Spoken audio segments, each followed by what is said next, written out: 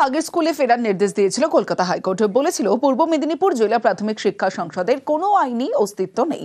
আদালতের নির্দেশে স্কুলে যোগ দিতে গিয়েছিলেন নীলাঞ্জনা মাইতি, আর সেখানেই তাকে হেনস্থা, কাজে যোগ না দিয়েই বাড়ি ফেরেন। চাঞ্চল্যকর অভিযোগ পূর্ব মেদিনীপুরের এগরায়। স্কুল কর্তৃপক্ষের দাবি, জেলা শিক্ষা সংসদের নির্দেশ না মেলায় ওই শিক্ষিকা স্কুলে যোগ দিতে পারেননি।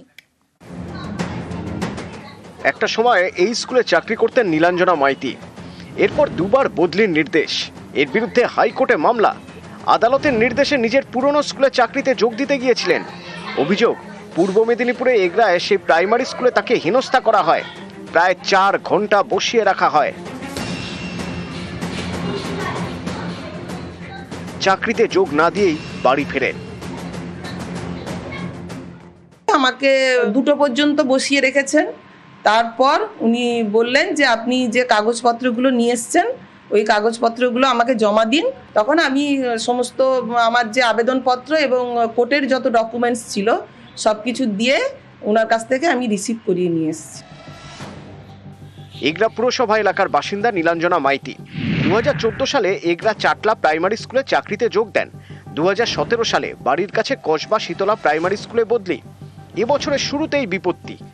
নীলাঞ্জনা মাইতিকে এগরা স্বর্ণময়ী প্রাইমারি স্কুলে বদল করা হয়। সেই স্কুলে তিনি যোগ দেননি।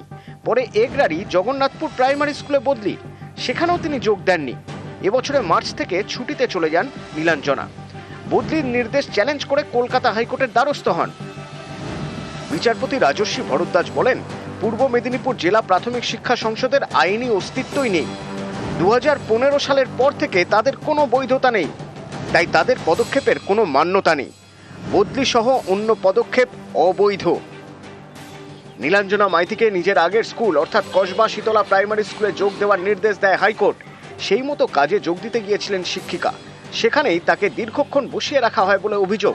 এমনকি কাজে যোগ না দিয়ে বাড়ি ফেরেন। হাইকোর্ট অর্ডার, এটাকে কেউ অমান্য করতে পারবে না, জয়েন করবেন। তবে ঊর্ধ্বতন কর্তৃপক্ষ একটু সময় চেয়েছেন।